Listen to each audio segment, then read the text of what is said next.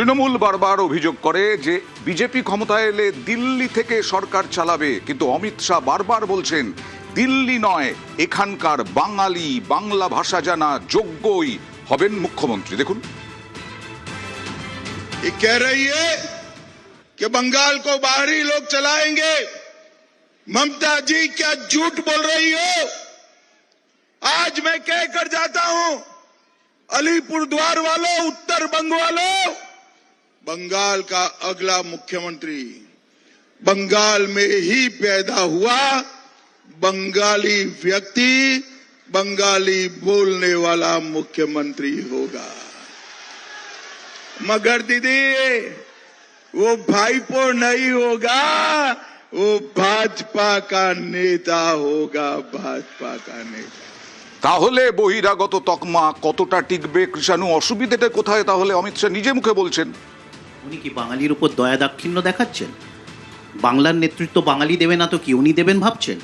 উনি তো এটাও বলেছেন যে আমাদের এখানে বিগত এত বছর ধরে 1947 থেকে 1951 সালের প্রথম নির্বাচন থেকে নাকি আমাদের এখানে বাংলাদেশিরা রাজত্ব করেছে। ওনার সাহসটা হয় কি করে যে পশ্চিম বাংলার বাঙালিকে বাংলাদেশি বলতে? উনি তো এই চক্রান্তটাই আমাদের বিরুদ্ধে অভিযোগ করেছে, পশ্চিম বাংলাদেশ বানানো হবে। এই চক্রান্তটাই, এটা তো রেটারিক। উনি পশ্চিম বাংলাদেশের কথা বলে পূর্ব বিহার, পূর্ব উত্তরপ্রদেশ বানাবার চক্রান্ত করেছে। তাই জন্য তো আমরা এসআইআরে দেখেছি আমাদের এখানকার নির্বাচনী তালিকায় সেটা যদি ঘোষণা করেন যে বাঙালি মুখ্যমন্ত্রী হবেন, তাহলে অসুবিধাটা কোথায়? দয়া কেন? অসুবিধা কি? উনি ঘোষণা করার কে? এটা আমাদের অসুবিধাটা হচ্ছে, অসুবিধাটা আমাদের রক্তে আছে। বাংলার মুখ্যমন্ত্রী বাঙালি হবে। মমতা বন্দ্যোপাধ্যায় এটাকে কি বলছেন? এটা কি কোনো ইস্যু নাকি? অসুবিধাটা হচ্ছে উনি ওনার ভাইপো অভিষেক ব্যানার্জিকে মুখ্যমন্ত্রী বানাতে চান। একমাত্র একজন বাঙালি আছে, এছাড়া ওরা কোনো বাঙালিকে মুখ্যমন্ত্রী বানাতে চাইছে না। ছেলেকে বিসিসিআই থেকে এখন ক্রিকেট কন্ট্রোল বোর্ডের, এখন ইন্টারন্যাশনাল ক্রিকেট কন্ট্রোল বোর্ডের মাথায় বসিয়েছে। তাকে সেটা নিয়ে কোনো আসবো। শুনুন, একটা কথা বলে রাখি, যে এই সরকারটা আছে আর মাত্র 456 ঘন্টা, তারপরে মমতা ঘন্টা হিসেব করে ফেলেছেন। আমি বলছি বহিরাগত তকমা, এই বহিরাগত তকমা তো তৃণমূল অভিযোগ করে বহিরাগত তকমা, সেই কারণেই অমিত শাহকে বলতে হচ্ছে। প্রথমত আমার এই দর্শক যারা দেখছে তাদের সকলকে নববর্ষের শুভেচ্ছা, এবং এই আগামী দিন ভালো হোক, এবং নতুন বছরে নতুন কোনো একটা ভালো সমাজ ব্যবস্থা যাতে আমরা পাই, তার জন্য আমাদের রাজনৈতিকভাবে নির্বাচনের বাংলা থেকে মুখ্যমন্ত্রী, বাংলা থেকে সরকার চালালে বিজেপি, তাহলে ভালোই তো হবে। বাংলার মুখ্যমন্ত্রী বাঙালি হবে, এটা তো স্বাভাবিক ব্যাপার। মানে আলাদা করে কেন আমায় বলতে হবে যে বাংলার মুখ্যমন্ত্রী বাঙালি হবে? বাংলার মুখ্যমন্ত্রী তো নিশ্চয়ই অন্য রাজ্য থেকে বা অন্য দেশ থেকে আসবে না।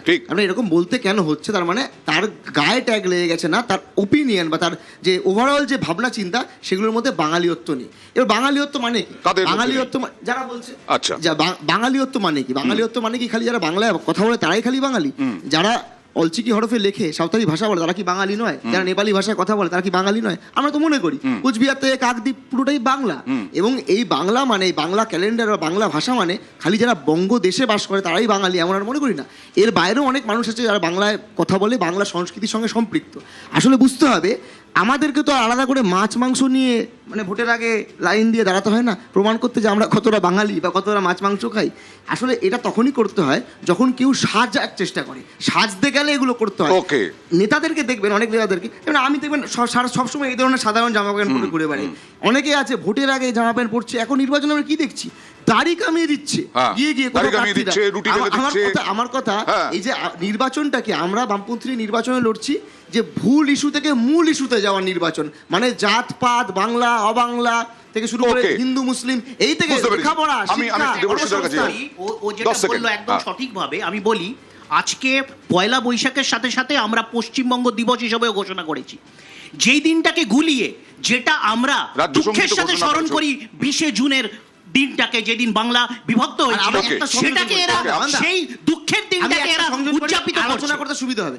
সেটা হচ্ছে এখন তৃণমূল কংগ্রেসকে নিয়ে বিজেপি বলছে যে কি পশ্চিম পাকিস্তান হয়েছে অমুক তমুক। আমার কথা 1998 সালে তৃণমূল কংগ্রেসকে জন্ম করা দিয়েছিল। এই তো কদিন আগে শ্রমিক ভট্টাচার্য টিভিতে বললো যে আমাদের জন্য তৃণমূল। এখানে আমার বক্তব্য হচ্ছে যে ভুল ইস্যু থেকে মূল ইস্যু যেটা বললো, এগুলো কি ভুল ইস্যু? এই যে মাছ নিয়ে চলে যাচ্ছে, নববর্ষের দিনে মাছ নিয়ে মিছিল হচ্ছে, না, আমার মনে হয় ঠিক তা নয়। একটা বহুত্ববাদী দেশে, যে একটা প্লুরালিস্টিক কান্ট্রিতে, এই রিজিওনাল ব্যাপারটা, ধরুন একটা রাজ্যের নির্বাচন হচ্ছে, এখন নির্বাচনের ফোকাসটা কি হবে? যেমন পলিটিক্যাল ইস্যু থাকবে তেমন সোশ্যাল ইস্যু থাকবে। তার মধ্যে থেকে পলিটিক্যাল পার্টিরা দেখবে কোনটায় তাদের বেশি লাভ হচ্ছে ভোটের Dividend টার্মে দিচ্ছে। বলছি। হ্যাঁ। এবং এই লিঙ্গুইস্টিক আইডেন্টিটিটা এখন একটা বড় প্রকট হয়েছে, যেহেতু 2021-এ নিঃসন্দেহে এই লিঙ্গুইস্টিক আইডেন্টিটিটা কিন্তু তৃণমূলকে অনেক সিট পাইয়ে দিয়েছে।